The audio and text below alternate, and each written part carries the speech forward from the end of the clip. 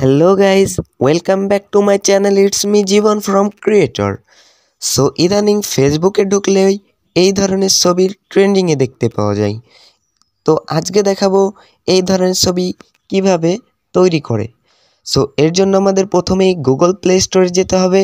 Google play স্টোরে গিয়ে search অপশানে সার্চ দিতে হবে চ্যাট জিপিটি। চ্যাট জিপিটি দিয়ে সার্চ দিয়ে আপনারা দেখবেন একটি অ্যাপস চলে আসবে আপনাদের সামনে, যেমনটা এখানে দেখতে পাচ্ছেন।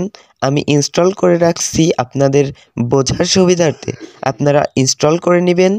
তো আমি এখন ওপেন করব। চ্যাট জিপিটি ওপেন করার পর অবশ্যই গুগল অ্যাকাউন্ট দিয়ে আপনারা সাইন ইন করে নেবেন।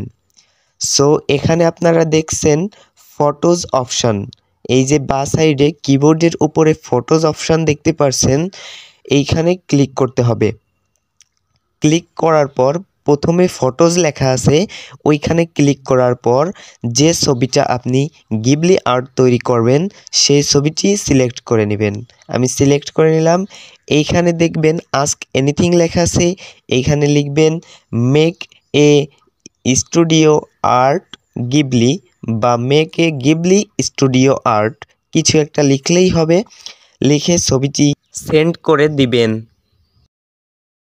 ছাড়ার কিছুক্ষণ সময় পর প্রায় 5 থেকে 7 মিনিট অপেক্ষা করার পর দেখবেন আমাদের ছবিটি তৈরি হয়ে গেছে।